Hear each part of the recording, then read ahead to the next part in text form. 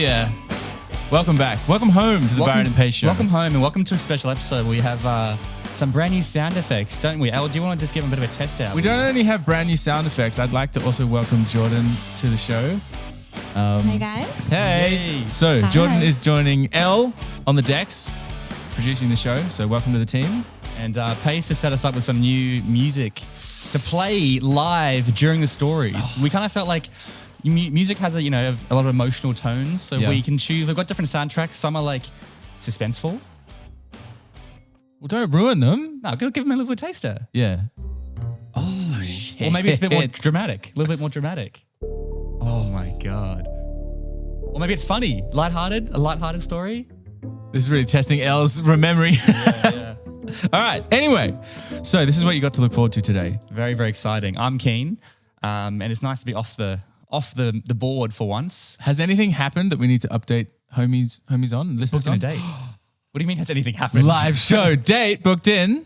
Shall we? Should we go into that? November 10th. We've booked in a date. That's pretty much all we've got so far. I know. A date and a venue. Date and a venue. November 10th, Paddo RSL Sydney. If you 6 are in p.m? Sydney, if you want to travel to Sydney, just let us know that you're traveling and we'll give you a shout out because If you want to fly to Sydney, we'll give you a free ticket. That's there you go. Ooh, all right. Yeah, Sydney, fair play. Fair play. But it has to be at least a 2-hour flight. 1 hour flight, I would still pay for. Yeah, so to be fair. Yeah. We'll give you a free ticket. So we're going to be announcing that hopefully this week. And so stay tuned for that news. Anything else before we get into it? No, I think that's it. We've been doing well on YouTube Shorts lately, which is nice to see. Yeah, go follow us on YouTube if you're listening. I don't know why you would. If you want to see this instead of hear it, or vice versa. Let's get straight into it. Hit it with the News for News jingle. News for News! To be fair, you put a little bit of a delay in I that. know, yeah. So that was a little awkward. You stitched her up there. All right, what do you got? So, how many news stories have you got? I got 2 plus a bonus epic one. All right, then you go first because I've only got 2. All right. We'll start off kind of small. The headline for this is monarchy hitting the shitter. Okay. The royal guards are forced to walk through feces during the Queen's funeral. Ooh. So then the headline is there a royal feud? that really threw me off. I thought it was like a truck outside. Is there a royal feud between the royal guards and the royal steed, perhaps? Ooh, the royal steed. Because after hours of shoe shining, the royal guards were forced to walk through giant horse turds placed directly in front of the guards. Seems intentional on the horses, some might say. And of course, this went viral on TikTok and has spread all throughout the nation and throughout the world. Are these the people with those silly hats? Yes. What are they called? Kingsguard. Grenadiers? Something like that? They're the ones that don't react. Yeah. But it's gone viral, and rather than highlighting the Queen's death, they're highlighting this funny incident, which is... I've had just about enough of the Queen's death, so, anything to... You see David Beckham waited 12 hours in line. Did he? Yep. 12 hours? Didn't use any privilege, just sat there, waited 12 hours to pay respects. Well, I guess that's what you got to do if you want to be knighted. It's true. People are waiting 45 hours to get 5 seconds in front of her coffin. And it's not even open. Come on. Like, it's not an open coffin. It's just like a... Probably not even her. Yeah, she might not even be in there. Probably shouldn't say that. Yeah. Oh, well, that's kind of cool, I guess. Have you heard about the new true crime series on Netflix? It's about the chocolate murderer, chocolate cannibal. No, but I'm intrigued. So, Jeffrey Dahmer. In 1993, he was beaten to death in prison, but they managed to get a jailhouse interview with him, right? And the documentary basically goes through him describing like all of his exploits. Go true crime. Bottom right. Oh, yeah.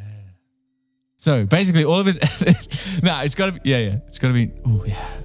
So he's known as the Milwaukee Cannibal, right? Oh my God. He was able to, he worked at a local chocolate factory. And his victims were 17 men and boys between 1978 and 1991. He said he had obsessive desires wanting to control them and possess them permanently, even keeping body parts such as skulls and skeletons as mementos. Oh my God. Why is he called the chocolate killer? Because he worked at a chocolate factory. But stretch. I thought there was like some like unique thing he did to maybe like melt them down into chocolate watch it to find out. Them. But fans of true crime, which we've talked about this on the show before. We kind of hate true crime. We couldn't get into it. It's like so. We had like a 12, more. We had like about a 12-hour drive. Yeah. And we were like, let's just sink our teeth into a beautiful true crime series that everyone always talks about. Yeah. Couldn't find one. We tried and tried and We tried. tried like 4 or 5 different podcasts. We tried a Batman one, and which it's I like thought when was you're pretty driving cool. and it's nighttime and the stories are just getting more and more horrific. Yeah. It's like not really a big mood lifter. Yeah, so if anyone knows a good true crime, I'm all ears. And Yeah, I've actually got some The potential. Monster, the Jeffrey Dahmer story is out now. Oh, it's out I don't now. even know why I'm plugging it. We're not getting paid to do this, no, but yeah, that's cool. it's interesting. Well, here's interesting. And this, when I say interesting, It is this interesting. This is, I don't know how I feel about this. So Oxford University Yeah. has invited someone to speak. Okay. But this someone is Bad Barbie. Oh. So Oxford, What? so now joining Anna Wintour, Queen Elizabeth II, Bad Barbie has joined that list as people who have now spoken at Oxford University. Why? I don't know why. Perhaps just a marketing scheme. It doesn't really say why she's there to speak and what she's talking about. But she has had a very impressive career. She made $49 million on OnlyFans last year. Wow. $49 million. You got something to add? So it's not Bad Barbie. It's actually Bad Baby. Baby. I always stuff that up. Yeah. Come on, man. I'm too old, man. I'm too old. Bad Barbie. Shout out to Jordan for the correction. Yeah, there. thanks for the correction. Is that the one that was like Cash Me Outside? Yeah. So she's rebranded and like, I don't know why she's at Oxford, but again, that's something good to sprinkle in because man, you sprinkle that in a conversation, that's gonna get a conversation flying. People are gonna $49 million on OnlyFans. That is insane. Wow. That's US as well. That's like 70 million. Yeah. Well. And do you know what the sad thing fair is? play. It's because she turned 18 last year. Oh, don't. All right. We'll move on. I got a great one after this though. This one is drug dogs cure disabled man's inability to walk. Okay. Milan Airport, right? A wheelchair-dependent man suddenly able to walk after being surrounded by drug dogs. Turns out the wheelchair was filled with 13 grams of cocaine or 1.2 million pounds worth of coke. I could have guessed that. And that was his cover story. And then he just got up and ran away. Nice. Or tried to run away. Obviously, he didn't get very far. But yeah, hiding in plain sight as a disabled man. Well played. Well played. Have you seen The Prestige? Have I? My favorite movie ever. Is that the one with Colin Farrell and... Oh, that's Hugh The Gentleman. Jackman and Christian Bale. No, I haven't seen it. Well, don't worry then. Okay. But there's like a magician who fakes a limp for 50 years to pull off a trick so that no one questions the trick. He has like he's got a limp and he can hold like a massive spoiler alert. Oh no, it's actually not. It's like a tiny part of okay. it. It's like a tiny like in the first 10 minutes. Yeah. It's like a, part of the bigger arc of the story. Right. But yeah, so similar vibe. Have you seen The Usual Suspects? Yeah. Same thing. Yeah. Kaiser Sauce. Exactly. Yeah. Yeah. The Nice. limp. Chris Peachy's brother, a friend of ours, Chris Peachy, his brother's in shout a out wheelchair. Peachy. And so he's in a wheelchair the whole time, but he's not actually like, he can still stand up and walk. And I didn't know this, but he doesn't have the energy to do it long term because of the condition he's got. And so I saw him for days in a wheelchair and then he just like stands up and walks up to me and I was like, what? It's a miracle. You're like, I've cured him. I was like, and he was like, oh no, I can still walk. I just don't have I can only walk for like 10 minutes a day or whatever. Oh man, I hope he abuses that. Yeah, trick. I know. What a prank. I would. All right, this is fresh off the press. Okay. Fresh off the press, going viral on TikTok. I bet it is. A model has claimed a lengthy affair with Maroon 5, Adam Levine. Oh shit. And she's come out swinging with receipts showing that Nice. they've had some conversations and he's been cheating on her. She's been his mistress for like a year and he's asking to like name his newborn baby that's about to be born after her. And so she's What? kind of come out in a bit of a victim mentality. She's been like, I was groomed and stuff. And a lot of comments I'm seeing are like, babes, you weren't that old. Like, you weren't that young, sorry. And you knew he was married. You knew all this stuff. Yeah. But, classic, probably just wanting attention and, getting in the limelight. And Well, I 'cause mean, I've seen a lot of, because every comment I've been saying is a lot of people disagree with her. Also him. They obviously Sure. disagree with him. Yeah. I mean, is it proven takes- beyond a shadow of a doubt? Can anything be proven beyond a shadow of a doubt?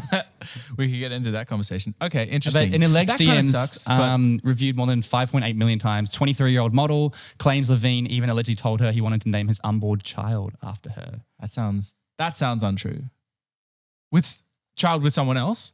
His wife. Yeah. That's about to have they're having a child very soon. His Victoria's Secret model wife. Yeah.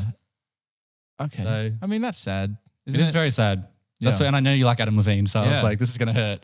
That But does hurt. it's a lot. You jump on TikTok, you'll see videos about this. Okay. Yeah, I try not to, but All right. Is that all the news we've got? That's all the news I think I've we got. did well avoiding all the other nonsense in the world. Yep. So yeah, there you go. There's a little bit to just titillate the conversation. Is that a word? At the dinner? Yeah, titillate. Okay. Yeah, excite. Maybe don't think too much about it, but all right. Should we head to an ad break? Nope. You don't want to head to an ad break? No. Why not? Like 10 minutes in. Okay, fine. The moment we've all been waiting for. I got some good stories. Yeah? Yeah. Fact or cap, by the way. Fact or cap? Do you want me to go first? I'll go first then. All right, go first. All right, this is a funny story. Go on. Did you know that Luigi was made before Mario? Okay, interesting. So in 1985, Super Mario Brothers was released and became an instant bestseller. But have you ever wondered where Mario came from? Never. Never? Never have you now? Yeah, I do now. Well, the legendary video game designer Shigeru Miyamoto actually made Luigi first based off inspiration he had from a trip to Italy. Okay. Being the first European country Miyamoto had ever traveled to, it opened up his eyes to completely new culture. Keep in mind, they didn't have the internet at this point, so it was like whole new world from Japan. He became obsessed with how different their lifestyle was to Japan's, and after creating a landscape and the idea for the game, he needed a main character. So he created a hyper-generalized Italian character called Luigi. Nice. After doing multiple tests, something just felt off about Luigi. Miyamoto couldn't put his finger on it, but he described it as the jumps felt odd, and the distance between like the ground and the block just felt a little bit off and a fraction too short. So rather than reinvent the whole map, he just made a smaller character. And so instead of that, he just created a smaller version and a fatter version called Mario, who became the main character we love and know today. That is quite interesting, Byron. I also think this is probably true. This is a fantastic bullshit story if it is bullshit, but I think it's true. It's bullshit! And I made up the entire thing! That's good. That's probably my best bullshit story yet. Fair play. I reckon that's the most legit full bullshit story. I don't even know where it came from, dude. I was just like, I need something. Mario. Oh, that's brilliant. The only true parts about that are, the real guy, that was him who made it, and the date. Everything else. Shit. He actually, the true story, I believe, was he made Donkey Kong first. Yeah. And then he needed a protagonist to fight Donkey Kong. So that's where he made Mario. But I don't know where the Italianness came from. So there you go. I'm impressed, Byron. I will say I'm impressed. Let's cheers to that because we haven't. Shall we? Sure. We'll cheers to that. Do we have a cheers? No, like a celebration sound effect? I didn't put one of them. That's got to be the second. Yeah, there was one before, but I took it off because I didn't want to confuse everybody. That's disappointing. All right. Let's, what is this? What's going on here? This is let's just cover the brand there so we're not plugging something that we aren't getting paid to do. All right. Cheers. Well played, Byron.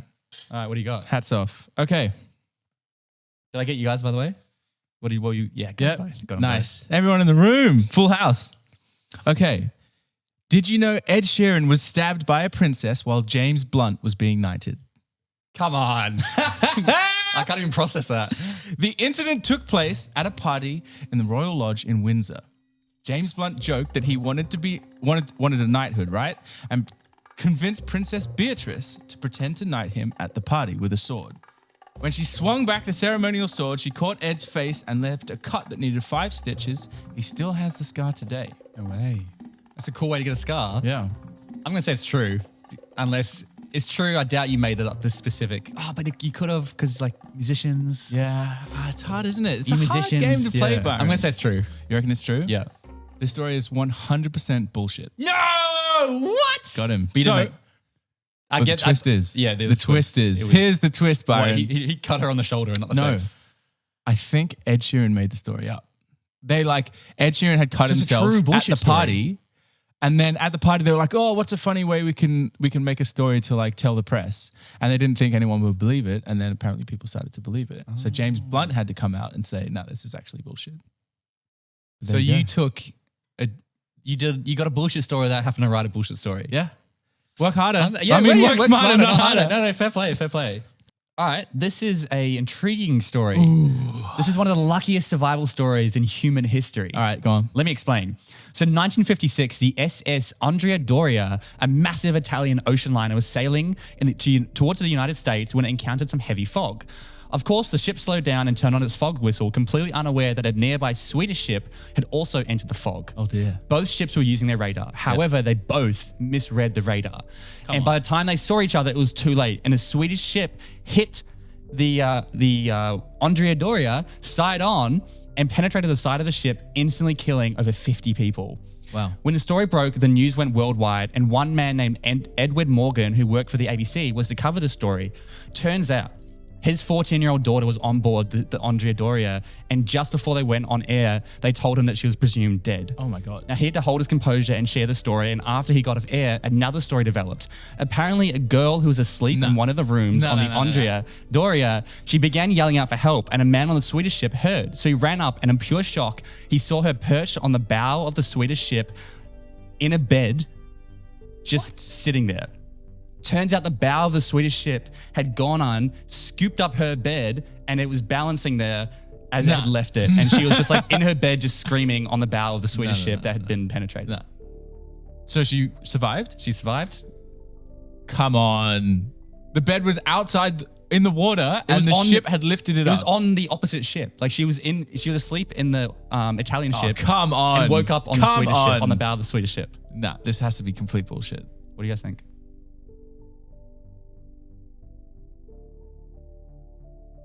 Say that again? It's almost too crazy not to be true. It's one of those. That's a good point. Yeah. So what do you think? True? False? Nah, come on. As if this could happen. I'm going to go bullshit. It's completely true. Oh, fucking hell. Oh. Yeah, I didn't think you could come up with that, but also like, how could that possibly have happened? Well, the theory is that the ship like went in and just happened to like, as it kind of went in and came up, it picked up her bed and her bed was just like on the bow of the ship. What are the chances? And she survived. What are the chances? And and then her father then obviously recovered the story and got to talk about his daughter. As if all of those things happened. It's a beautiful story. Come on. It's a beautiful story. That's insane. Was that a submission? No. You just found that? I found that online. Fuck boy. Oh, man, 2 for 2. Yeah. Crushing it. Actually, 3 for 3. Because you got me as well. Oh, yeah. Very true. Alrighty. Did you know the first black millionaire in the US was a 10-year-old girl? No. Ooh. Consider me intrigued. In 1913, Sarah Rector was allotted 160 acres of land due to her parents' work. The good land was given to richer white families, so when the land Sarah was given was barren, valued at around $500. So basically just like you couldn't farm it, you couldn't do anything with it. Sarah's fortune took a turn, however, when an independent oil driller, B.B. Jones, produced a gusher on her land that brought in 105,000 gallons of oil per day. Oh my God. She was earning $300 a day, the equivalent to like $7,000 a day at the moment. And by 18, she was worth $1 million, the equivalent to 11 million right now. And had many suitors like asking for her hand in marriage and stuff like that. And she was the richest black girl in America. And what year was this? 16? This was in 1913. 13. Wow. So like 1913 to like early 20s. Wow, that is interesting. Yeah. I'll say it's true. Yeah? I doubt you can make that up. Harsh. This story is 100% true. Yeah, that's a cool story. Yeah. It is a cool story. That's really cool. Shout out to Nick Grove. Submission. Really? Yeah. He's let himself go. I'm telling you. He's let himself go. Like he used to have. It's an interesting story. It is an interesting story. My interest was piqued. Is it a Nick Grove special? Wouldn't say so. Probably not. Is it an interesting story? Yes. Yeah, I think so. Yeah. Well, this is the toughest man in the world. Okay. Let me explain. All right. So in 1986, Doug Wells was driving home with his wife, Christian, and they came across a camper van parked outside their house. Yeah. They went to have a look inside the window and saw a man just sleeping in there and went, all right, we'll leave him be and he'll probably leave in the morning. But later that night, as Doug is taking out the trash, he sees that same man standing like creepily in the distance. The man puts his hands up and says his name's Wayne Nance and he works with Doug's wife. So Doug invites him in, and the second that he goes in the door, Wayne, the man, clocks him across the back of the head with a pipe and starts beating him. Okay. Of course, the wife hears this and runs down the stairs, kind of screaming, going, what's going on? As soon as she gets down there, Wayne, while still beating Doug, picks up a pistol and points it at her and says, I want you to tie up your husband for me. Ooh. Of course she does, because there's a gun at her. Yeah. She ties up her husband. He then takes Christian upstairs into a room and ties her up. Yeah. And he comes back down to deal with Doug. They go down into the basement, and while Doug's there, he beats him further, gets a knife and stabs him in the chest. Oh my God. And then Doug kind of falls like this. He then goes back up to Christian. We can all kind of know what he's doing. Yeah. But then Doug wakes up. And he manages to wriggle free while like beaten and stabbed in the chest of some of his chains. He gets free and he grabs a rifle on his like bench because he's in the garage. Yeah. He's got one shot. So he's walking upstairs. Eventually he gets up and he shoots Wayne in the stomach and then goes up and starts beating him with the back of the rifle. He beats him a few times, but then Wayne gets pushed back, grabs the pistol and shoots through the door, hits Doug in the leg, but he keeps walking. He beats the guy so bad that the actual wood falls off the back of the rifle. And eventually he like gets a gun and shoots him 3 times in the head. And him and his wife made a full recovery. Wow. Wayne, the killer, then died the next day. And turns out he was a serial killer who was linked to 6 other cold cases that they linked him to. And the toughest man in the world. Stabbed in the chest, beaten to death and shot in the leg. Shot twice, stabbed into the chest and beaten by a bar. Oh my God. The things we do for love. Bit of a theme in this episode. Yeah. Wow. Unless it's false. I don't know, man. I reckon that's true. I mean, it's incredible, but I reckon it's true. I got true vibes. Do you reckon it's true crime vibes. True. Yeah. True all around. It's true. It is true. Nice. It is true. God damn. Tough man. Yeah. The thing that got me is like an 8-inch blade. He put it in his chest. Like he must have just missed all luck. the lungs and whatnot, or the heart, obviously. Yeah. Did he like pull it out as he stood up? Nah, you'd leave it in, right? I think you would leave it in, yeah. I don't know if he bought it out. I don't know that detail. Shit. I'm liking this episode. Okay. This is what is this? This is like crime. This is a crime one. Did you hear that OnlyFans just got hacked and James Charles's secret account got leaked? Oh no. Okay. So on Sunday night, OnlyFans had a major security breach and thousands of photos and videos were leaked to the public, including a secret account created by James Charles under the strange pseudonym Face Melter. The account was never actually made public, but the footage was still available on the servers. It was stolen, leading to hundreds, maybe thousands of people deleting their accounts in fear of this happening to them. Obviously, they've been posted. Apparently, there's still hundreds more breached accounts that haven't been leaked yet. FBI is trying to hunt down hackers. No one has been identified yet, but ongoing case. Ooh. I kind of want to say false because I feel like I would have heard of this story. Maybe. Like James Charles just attracts news stories, anything he does. And scandals. And something like this would blow up. So I'm going to say, but then also it's a random one for you to make up. I reckon it's a bullshit fan submission. You reckon it's a bullshit fan submission? Yeah. This story is surprisingly bullshit. Fan submission? No. You made it up. I didn't make it up. Oh, Jordan made it up. I knew it wasn't you. I knew it wasn't you. James Charles is the king of sex-related controversies. So. Yeah, that's why I was like, I would have heard of it. Like, even if it came out like an hour ago, I would have seen it by now. Like, it just, anything he does just, pff. Yeah. Well, there you go. But yeah, that's a good story. Good story, but you got me in a topic I'm very well versed on. Yeah, OnlyFans. James Charles and OnlyFans, yeah. It's like I never want to do like French Empire stuff with Pace because he knows that I tried to do one before and he was like, actually in 1956, this didn't happen. It was King Louis IV, not the third. And I'm like, shit. That's why I got you on Super Mario. I was like, he'll have no idea. True. All right, this is, again, I've got a bit of a, we'll go the dramatic one, please. This is a bit of a sad story, but also with a happy ending. So did you know a woman took down a sex trafficking empire using Airbnb? Wow, okay. In 2019, Melanie Carter began renting out her apartment through Airbnb to make extra income. Yep. And on the side, after 6 months of renting it out, she received a shameful message from a close friend. This friend came across a porno and recognized the location of the main bedroom, Melanie's apartment. Way. He sent her the screenshot and she confirmed it was indeed her room. Yeah. Furious, Melanie contacted the guest and heard nothing back. Yep. So she reported it to Airbnb, who said they would investigate it and they banned the guest account from future bookings. Right. But she was still furious and dug much deeper and began to do some research. Using the guest profile, she went through their past stays and reviews and found a connection between the stays. As she kept digging, she found further and further clues that something dodgy was going on beyond just shooting a porno. After a month of research, she contacted the police to share what she had found. The police then got involved. And eventually, over about a year or two, without going into too much details, they discovered and uncovered a sex trafficking ring funneling over 1,000 women, forcing them to perform on camera, usually very drugged up. Yeah. Melanie was accredited with saving 956 individual women from being sex slaves and received a letter from the Queen thanking her for her incredible work. R.I.P. This is a fantastic story. Wow. Unless it's false. What an absolute hero. I reckon this is true. You reckon it's I true? don't know. I don't think you'd make this up. I don't think you'd be cold-blooded enough to make this up and it not be true. No, it is actually, I made up the entire thing. Nah, bullshit. Nah. Are you kidding me? Got him! But guess whose idea it was? Oh, God damn it. Guess who gave me just the one sentence idea? Nick Grove. I reached out to him this morning, like, man, I'm coming up dry for bullshit stories. And he's just like, all he sent me was this one sentence. All he said was like, I'm trying to think of a good lie around a lady who took down a sex trafficking ring because a friend saw her Airbnb in porn. And I was like, all right, I'm going to flesh that out. That's so good. God damn it, Nick. That's the old Nick Byron. I thought he was on my team. Nah. To be fair, I wrote the whole story. Yeah, sure. But I feel like I gave you just enough details. You didn't question The it. only thing I didn't believe was the Queen thing. Queen was why the fuck would the Queen do it? But what do you mean? If that was true, surely she would. Would she not? I'm assuming this happened in the US. No, America. But UK.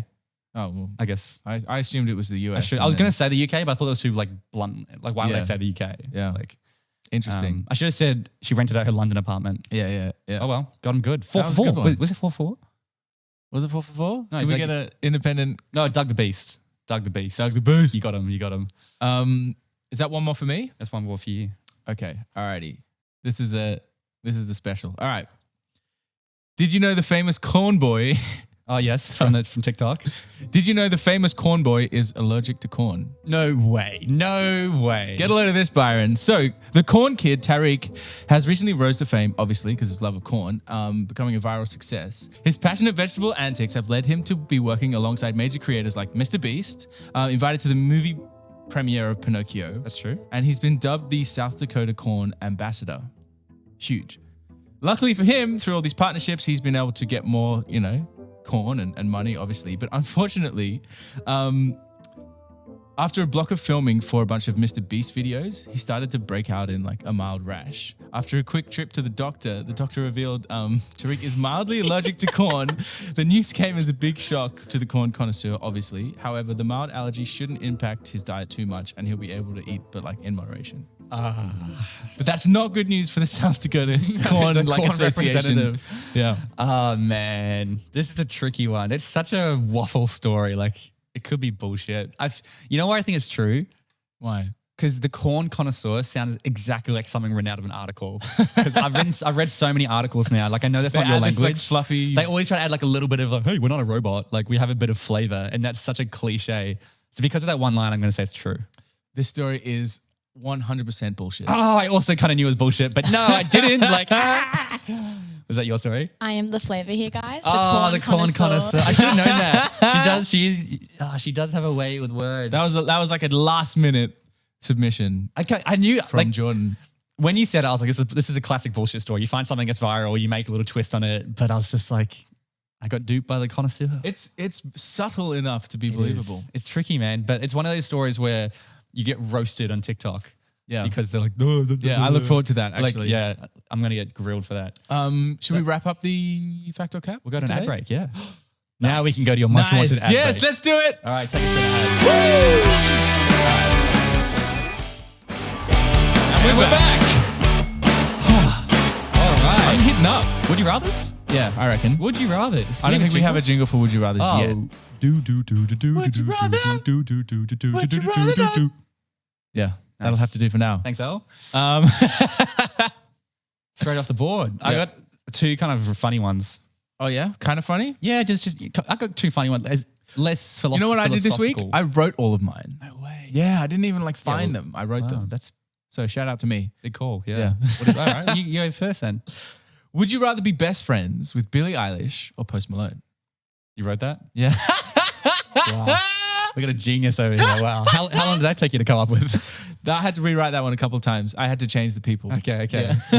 Like, it's just custom for me. Yeah. Like, I mean, I have no real love for both of them. There you go. That's why it's a great question. Yeah, I definitely want to hang out with either of them. I think they're both pretty cool. Yeah. But I'm not like massive fans. So go on. Probably Post Malone. Yeah. Yeah. Sexist. Is he? Oh no, I'm sexist. Oh. Either one. Honestly, I don't really care. This is the easiest would you rather I've had because it could go either way. Yeah. Like a good would you rather should have you like. Yeah. I mean, I just thought I'd start easy and Yeah. escalate. Well, you're only doing two, aren't you? I got 3. Oh, 3. Yeah. All right. What about you? I reckon Post Malone would be hard to hang out. Like it'd be too much. You'd get over it very quickly. Yeah, that's true. I reckon Billie Eilish would be a chiller and obviously, You could jam with her. yeah. Yeah. Would you rather be friends with Elton John? Or Freddie Mercury? Ooh. Well, and they're both in their prime. When this is their prime in like the 70s, 80s. Yeah. I wrote that, by the way. Yeah. I mean, both of them party animals, like addicts, going hard. That's a good one. Okay, better question. Would you rather spend a night with Freddie Mercury or Elton John? Freddie. In their prime. Freddie, Okay. for sure. Also, I just love his music more. Yeah, and, same. And like, I prefer Queen over Elton. Yeah. Hate to say it, but also I don't. Yeah, Freddie. We did a story where you shared a story about Freddie with like snorting cocaine off dwarves. Dwarves, yeah. Sounds like a fun night. It was true. Do we want to get some background music for the Would You Rathers? Yeah, like some yeah. intense. Can I wait? What's this? Can I get a funny one? A bit louder, please. Ooh. There we go. All right. Would you rather adopt a British accent every time you are having a serious conversation, or laugh every time someone cries? I'm like a really strong British accent. I mean, sometimes I kind of do that anyway. No, but like a comically, like, all right, governor. But where in Britain would you be like David Attenborough, or would you be like just like the most Cockney, like because the whole point is like it's like all right then, yeah. Okay, so you're like, Dale, every I'm serious just conversation, or I laugh every time someone cries. Yeah, I'm struggling with my mental health. All right, mate. Well, like I don't know. You're all right, Byron. Yeah, exactly. I'm really sorry to hear that, man. But I go the accent. I'm sorry to hear that, bro. The accent? Yeah, for sure. Laugh every time someone cries. That's a savage thing to brutal. do. Yeah, it's too brutal. Thing, yeah. All right. Yeah. Fair play. All right, wrap it up. Would you rather? Oh, these aren't that good. Would you rather erase Harry Potter or Star Wars from history? Oh man, it's just a chin scratcher. Look, my gut says Harry Potter because I'm a more Star Wars fan, but also Star Wars low-key just sucks. It does now, doesn't it? Just nothing good has come out of Star Wars for like 2 decades. Yeah. Although you could argue that Harry Potter sucks now as well. Yeah, kind of. But they've got 8 good movies. Yeah. Star Wars is like 3, maybe 4, depending. But the universe is just so groundbreaking, and the Jedi, like they're really riding off the wave of the original 3. I don't know. I think in the grand scheme of things, Harry Potter is probably more universal, more well loved. If I was to like impact, if I'm trying to impact less people, obviously Star Wars is huge, and probably statistically there's more Star Wars fans. Because I think it's been around for longer. So, but Harry Potter has more family. I'm gonna go Star Wars, even though get rid of Star Wars. I'm personally a much bigger Star Wars fan. I'm gonna say the same thing because I think Harry Potter has had a more positive effect on people. I think people like maybe people who are misfits or like whatever. I think people really like. It's more of an escapism as well. Like people don't escape to Star Wars. You just watch the movie. Because Harry Potter, it could be real, right? Yeah, you can see yourself. Because it's just normal people, and then all of a sudden it's just Earth with wizards. Yeah. Whereas Star Wars is a completely different galaxy. Yeah. Well, no, actually a long away. It's not a complete time ago. Yeah, no, it's a long. Wait, what is it? A long time ago in a galaxy far away. Yeah, it's far away. Yeah, that's what we got wrong. Yeah. So it could be real. Just far away. So all right, we'll scrap Star Wars. Yeah. Keep Harry Potter. That's going to be a bit of a interesting controversial. One. Yeah. Would you rather poop in the only toilet at a party, knowing you'll clog it up, or poop in the bushes in the backyard while everyone's outside? Come on, Byron. Did you write this one? No, I found it. Poop in the toilet or poop in the bushes and everyone's outside. So everyone. Or like, I mean, they're not watching you, but if you could try to stealth, like you're not like just in the, So, all right, I'm at a party. There's a pretty big backyard. I reckon I could get away with. Oh, really? Does the Pope shit in the woods? Yeah, why? You reckon? Well, does the Pope shit in the woods? He does. Yeah, so I reckon I'd go shit in the woods. Outside? Yeah. See, the thing is, if you clog it, you might be able to pin on someone else. Is there plausible deniability? Yeah, I don't know. Or is there a queue and everyone's like... There's usually a queue at parties. Yeah, exactly. You don't want to leave a steamer on the lawn though. Yeah. Either way, a classic Byron and Pace Would You Rather. There's no win scenario here. You lose either way. I reckon I'd go Bear Grylls outside. Yeah. In honor of the Pope. Maybe dig a bit of a hole. Yeah. I reckon I could pull off an outside poo easier. But man, if you get caught, that's game over. That's true. Like if someone points at you, like everyone look at Pace, and you dax it out. Yeah, you can't recover from that. You could, yeah. All right, yeah, but anyway, you could recover from a clog. I like to live dangerously. You can recover from a clog because it's all happens, Nat did it once in our toilet. And she was like, guys, she just like ran home because she didn't want anyone to find it. It was so funny. Shout out, Nat. Anyways, All right, cue the music. The red. All right, that's it for this episode of the Byron and Pace podcast.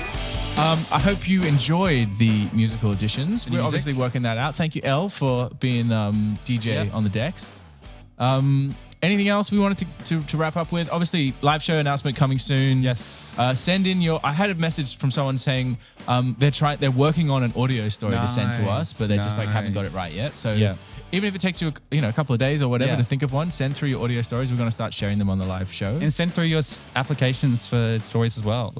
Get deep with them, We'll feature you. I miss having my applications. I'm still getting a few, but I feel like I used to get like 6 or 7 really good ones a week, and it's died down. So bring them back. Give us the stars, give us the ratings, give us the review. Much love, and we'll see you next time. See you.